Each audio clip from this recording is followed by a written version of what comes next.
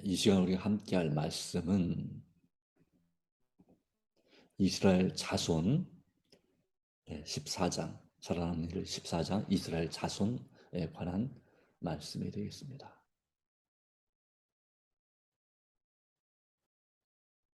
특별히 그 중에 요셉에 관한 이야기가 되겠습니다.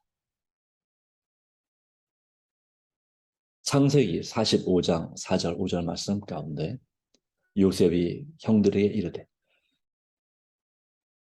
내게로 가까이 오소서.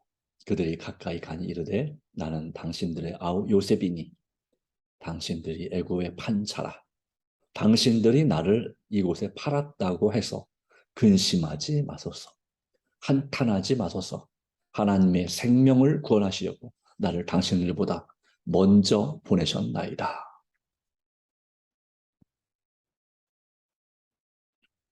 이 배경 가운데는 7년 대풍년과 7년 대가뭄이 있습니다.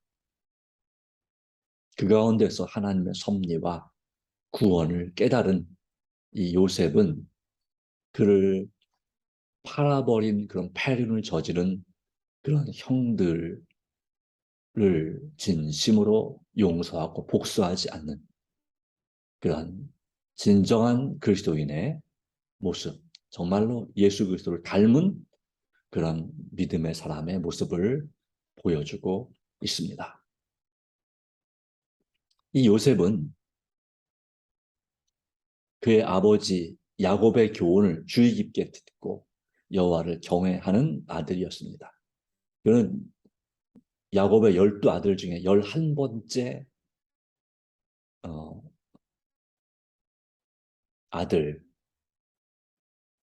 아들이었습니다. 11번째 아들.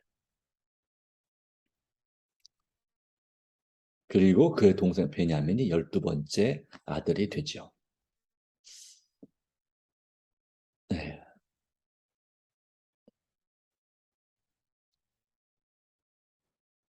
그는 자기의 어느 형제보다도 아버지의 의로운 교훈을 더 잘 순종하였습니다.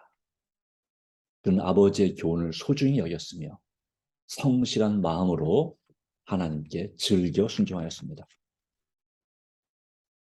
그는 그의 형제들의 비행을, 잘못을 슬퍼하였으며 그리고 유순한 태도로 그들에게 의로운 일을 행하고 악한 일을 버리라고 탄원하였습니다. 그러나 그 형제들은 그것 때문에 회개하기는커녕 더욱더 요셉을 미워하였다고 기록하고 있습니다. 더욱더 형들이 보기에는 이 요셉은 말 그대로 고자질 장이었습니다. 그래서 정말 아주 미워했죠. 그리고 특별히 요셉이 꿈을 꿨는데요. 12개의 단 중에서 추수한 단 중에서 11단이 자기에게 머리 숙여 자기 단에게 머리 숙여 절하는 장면을 보았고 그 다음에 해와 달과 11별이 자기에게 절하는 모습을 꿈을 꾸었습니다. 그 이후로 형들이 더욱더 그를 미워하게 되었습니다. 그러나 요셉은 고자질 장이라기보다는 자기만 착한 척하고 남들을 골탕 먹이는 형제를 골탕 먹이는 그런 이유 때문에 그렇게 한 건 아니고요. 정말 죄악을 심히 증오하였기 때문에 형제들이 하나님 앞에서 죄를 범하는 것에 대해 참을 수 없었기 때문에 그 악한 일을 버리길 바라는 마음으로 그렇게 그 잘못을 아버지에게 얘기했다고 하는 것입니다. 그러나 그의 진심은 통하지 않았습니다. 그런 꿈쟁이라는 별명과 멸시를 형제들에게 당했고 말 그대로 요즘 말하는 왕따를 당했습니다. 외톨이, 형제들 가운데서 외톨이였습니다. 아직 그의 예, 이제 동생이 있긴 있었지만 그 동생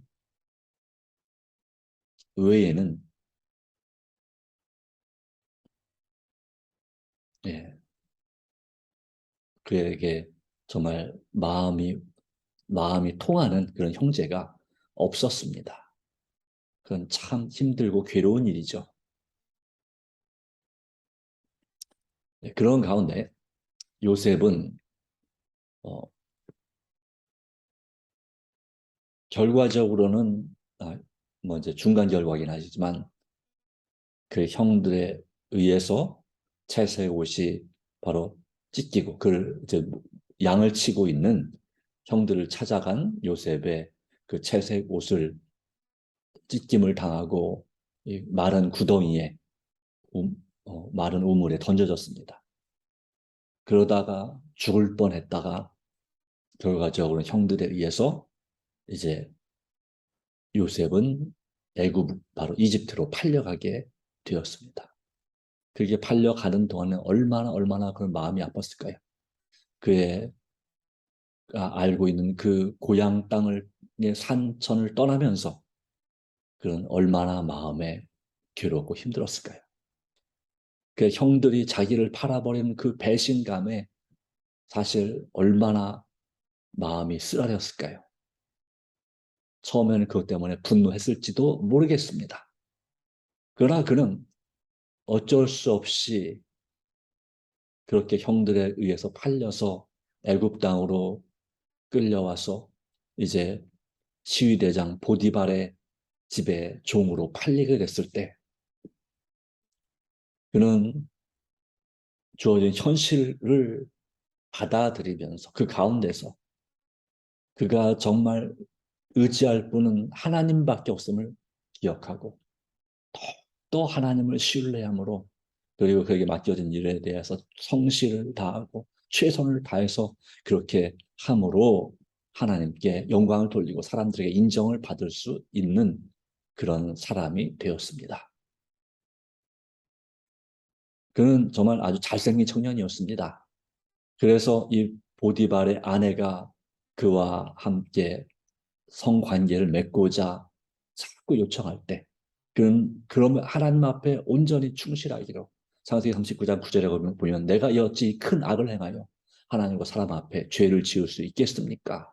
라고 말하면서 그는 단호히 죄와 싸웠습니다. 결과적으로 요셉은 거짓 고소를 당하고 비루한 죄를 범했다고 하는 혐의가 그 주인의 여주인을 성폭행했다는 그런 혐의가 그에게 그때에 씌워졌을 때에도 실망하지 않았습니다. 그는 자기가 바르고 무지한 것을 느끼면서 하나님을 더욱 신뢰하였습니다. 또한 이때까지 요셉을 붙들어 주신 하나님께서 그를 버리지 않으셨습니다. 요셉은 쇠사슬에 묶여 음침한 옥에 갇혀 있었습니다. 그러나 하나님께서는 불행을 축복으로 바꾸어 주셨습니다. 화를 복으로 바꾸시는 전화위복의 하나님께서 그에게 살아계셨고 그 성실성과 하나님을 신뢰하는 그 신뢰함은 보디발 장군의 집안에서도 그랬던 것처럼 감옥에서도 그 옥사장, 오늘날 말하면 교도소장의 은총을 받게 하셨습니다. 하나님께서.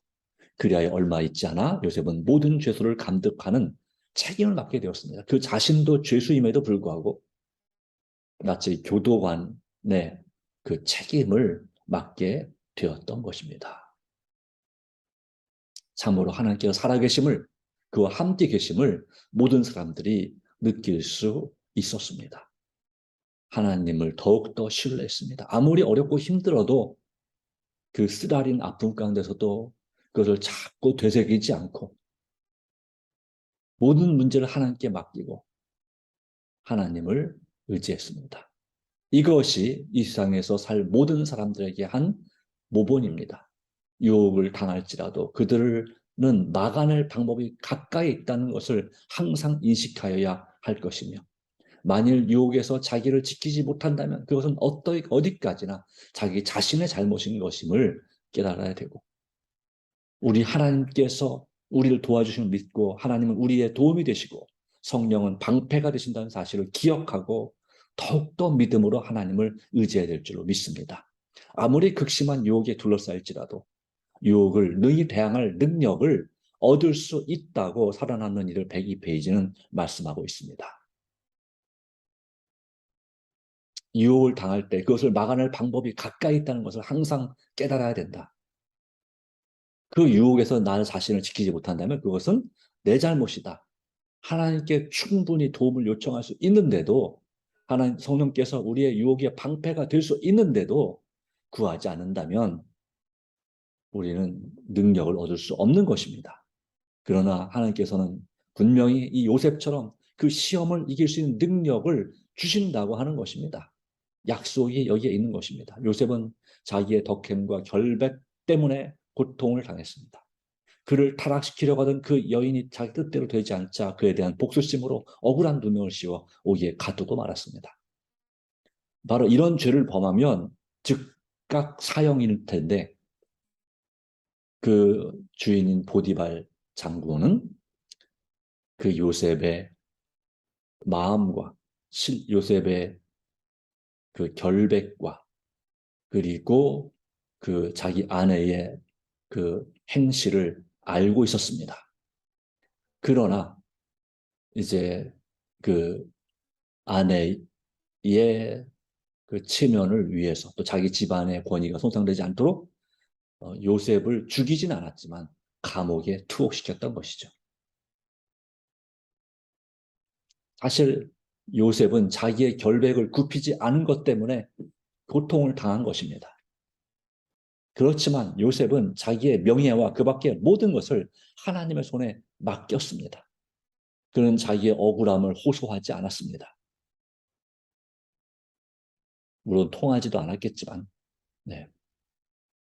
그것을 억울한 것을 계속해서 생각하고 하는 것보다는 하나님께 모든 걸 다 하나님 손에 맡겼습니다. 세옹지마라는 이야기처럼 모든 것이 잘 된다고 너무 기뻐하지 않고 안 된다고 너무 슬퍼하지 않았습니다. 거기에는 다 뜻이 있을 것을 믿고 하나님께 자기의 명예와 그 밖의 모든 것을 자신의 모든 것을 하나님의 손에 맡겼다고 하는 것입니다. 오늘 우리도 우리의 모든 것을 하나님께 맡기는 그런 매일의 삶이 필요하지 않습니까? 바로 그것이 오늘 주님께서 원하시는 것입니다. 하나님께서는 요셉이 장차 중요한 지위에 오르도록 하기 위하여 준비하도록 얼마 동안 고통당하는 것을 허락하셨습니다. 정확하게 몇 년인지 모릅니다. 만약에 종으로 팔려가자마자 감옥에 들어갔다면 13년이고요. 아니면 한 10년 정도 또는 몇 년 정도가 되겠죠. 어쨌든 17세 소년으로서 그가 팔려가서 30세에 이제 총리, 국무총리 올라가는 그렇고요. 옛날엔 총리 대신에 지위에 오르게 되니까요. 그러나 하나님께서는 참소 때문에 거짓 고소 때문에 손상되었던 명예를 그 후 적당한 때에 회복시켜서 다시 빛나게 하셨습니다. 하나님께서는 비록 감옥 속에서라도 이것을 요셉의 출세의 길이 되게 하셨습니다. 미덕은 때가 되면 보상을 받게 되는 것입니다. 누가 뭐래도 그거에 대하여서 원망하지 않고 하나님을 의지함으로 모든 염려를 주님께 맡길 때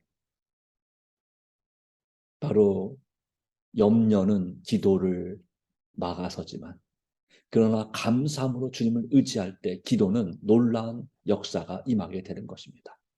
그와 같은 예수님을 닮은 마음 그리고 성실함 이 성령의 열매 품성의 그 아름다움은 그 바로 미덕은 때가 되면 보상을 받게 되는 것이다 라고 하는 것입니다. 사랑하는 이들 102페이지 미덕은 때가 되면 보상을 받게 되는 것이다. 그러므로 우리는 끝까지 성도들의 인내로 오래 참고 기다리고 주님 앞에 모든 걸 맡기는 그런 경험 하나님 아버지와 동행하는 경험 말씀과 기도의 삶이 우리에게 필요한 것입니다.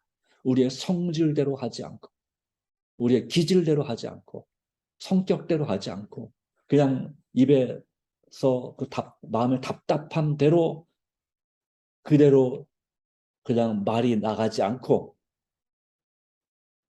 바로 그것을 정말 도덕성으로,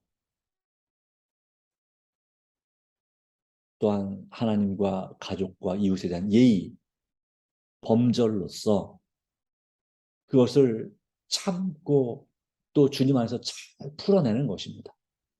계속 마음에 참고만 있고 억누르고만 있으면 그것은 나의 질병이 되고 성격이 됩니다. 모난 성격이 될 수 있습니다.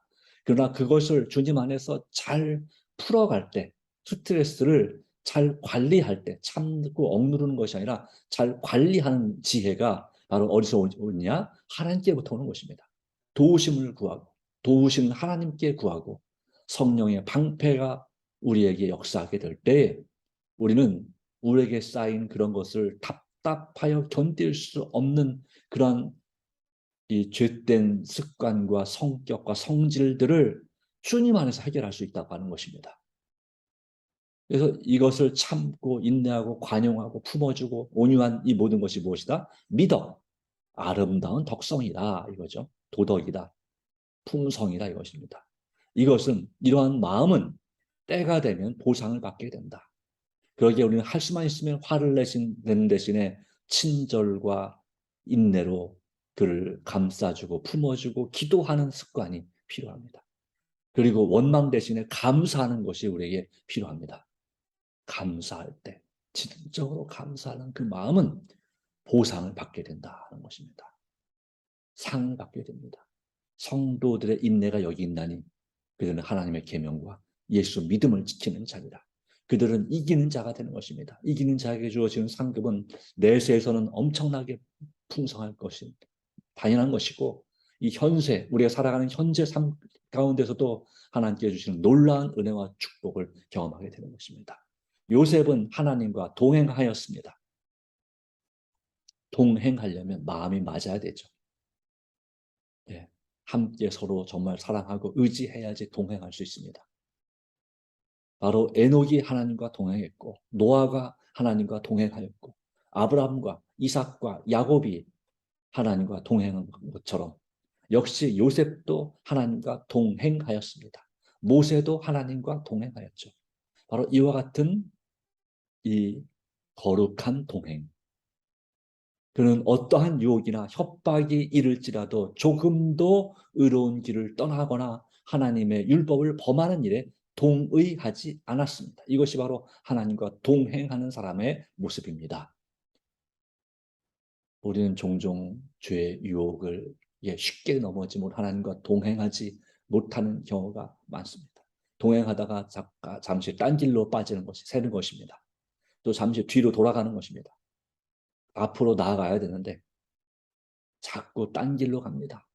자, 예수가 내게 계시니 딴 길로 가지 맙시다. 날마다 주를 섬기며 딴 길로 가지 맙시다. 이것이 주님께서 원하시는 것입니다.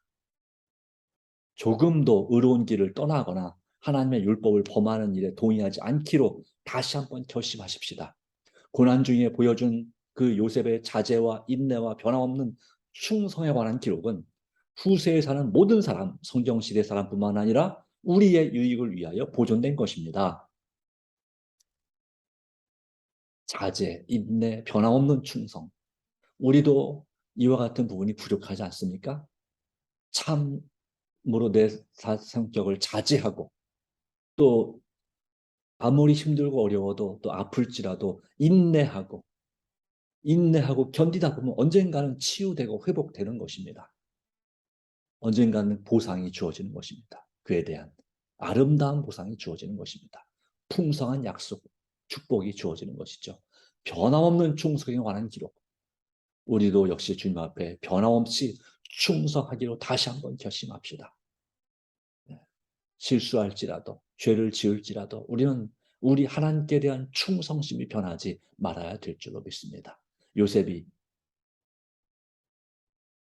마침내 하나님의 은혜와 역사로 그 시련을 견뎌냈을 때 그는 마침내 애굽의 이집트의 총리 대신이 되었습니다. 그 당시에 왕조가 흑인 왕조가 아니라 백인 왕조, 바로 셈족의 왕조였고요. 해족속이라고 하는. 그리고 또한 이 요셉도 같은 셈족이었습니다. 그리고 또한 이 바로가 꾼 애굽의 왕인 바로가 꾼 그 꿈에 대해서 해석을 해줬을 뿐만 아니라 7년 대풍년과 7년 대흉년에 대해서 해석을 해줬을 뿐만 아니라 대책, 어떻게 그 7년 풍년을 통해서 그 주어진 놀라운 복들을 이제 그 다음에 이어질 이제 그 7년 풍년이 기억조차 안 날 만큼 극심한 흉년을 당할 때에 어떻게 대비할 것인가에 대하여서 대책까지 세워서 그렇게 꿈 해석뿐만 아니라 그 대책까지 제안하는 모습을 볼 때 현명한 사람을 세워서 흉년을 대비해야 됩니다 할 때 그처럼 현명하고 지혜로운 사람이 누구인가? 요셉이라는 사실을 하나님의 섭리 가운데서 이 바로는 깨닫게 되죠. 그 신하들도 마찬가지였습니다. 이같이 지혜롭고 현명한 하나님께서 신이 함께하는 그 사람을 이 사람보다 더 뛰어난 인재가 누가 있겠느냐. 그래서 파격적으로 예, 죄수였던 그리고 이방인이었던 이 요셉을 그 이집트의 총리 대신으로 임명하는 것입니다. 이건 정말 엄청난 파격이죠. 그러나 요셉은 그 총리 대신으로서의 임무를 아주 충실히 지혜롭게 성공적으로 완수합니다. 그가 말했던 대로 대책을 제시했던 대로 그 대책을 세워서 이제 7년 대풍년 동안에 5분의 1씩을 거둬들이는데 그것만 해도 얼마나 많았는지 그 다음에 그 7년의 대흉년 대가뭄을 충분히 견뎌내는데 넉넉할 만큼의 양식 이 이집트 그 한 나라뿐만 아니라 그 주변에 있는 나라들까지도 이 흉년에서 구함을 받을 수 있도록 곡식을 팔고도 남을 수 있을 만큼의 그와 같은 엄청난 그런 대비책을 세웠고 그대로 성공하게 됐습니다. 바로 그때에 이 가나안 땅에 살고 있었던 이 야곱의 그리고 그 아들들에게 바로 요셉의 형제들이죠. 형들이 그 가뭄에서 살아남기 위해서 곡식을 사러 애굽으로 왔을 때 여러 가지 에피소드가 있지만 결과적으로 요셉은 형제들에게 자신을 알립니다. 그리고 그의 앞에서 형제들이 잘못을 고백할 때 그는 너그럽게 용서해 주었습니다. 자비와 사랑으로서 이전에 자기에게 행한 잔인한 행위에 대하여 아무런 복수심도 품지 않고 있음을 알려주었습니다. 바로 하나님께서 당신들보다 앞서 나를 이곳에 보내신 것입니다. 그러므로 나를 팔았음을 인해서 그 잔인한 행동에 대해서 탄하거나 낙심하지 마소서. 내가 당신들과 당신들의 자녀들을 돌보겠습니다. 그리하여 하나님의 섭리 가운데서 야곱과 그의 온 가족, 70명의 가족들은 이 가나안 땅에서 이집트의 고센 땅, 가장 비옥한 땅으로 이주하고 세금을 면제받고 이제 요셉의 집안 식구들로서 낙을 누리게 됩니다. 그리고 그 후손들은 생육하고 번성하여 애굽 땅에 충만하게 되죠. 새로운 왕조가 바뀌기까지 이 요셉의 업적을 기억하는 그 왕조가 존재하는 동안 그 아마도 100년 남짓한 세월 동안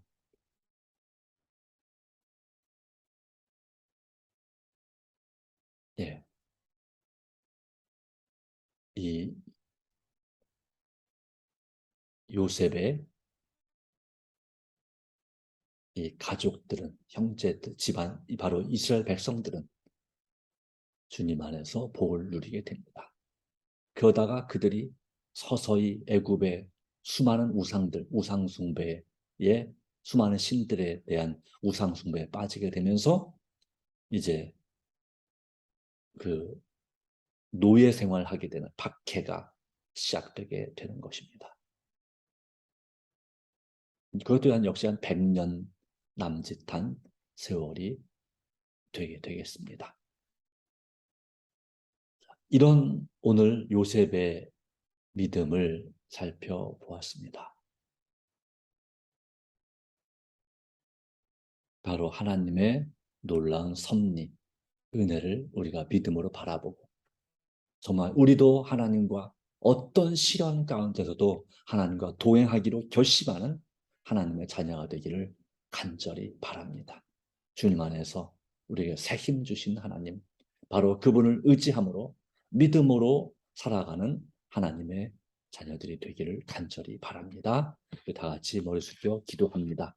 하나님 아버지, 우리에게 추석 명절 허락하시고 또 주님 앞에 기도할 수 있는 믿음과 은혜를 더해주심을 인해서 진심으로 감사드립니다. 우리의 부족함이 많습니다. 그러나 주님 안에서 우리를 새롭게 하신 하나님의 귀중한 은혜와 역사를 다시 한번 기억하고 주님을 의지함으로 믿음으로 살아가기를 간절히 원합니다. 매 순간순간마다 주께서 역사하시고 도와주시기를 간절히 바랍니다.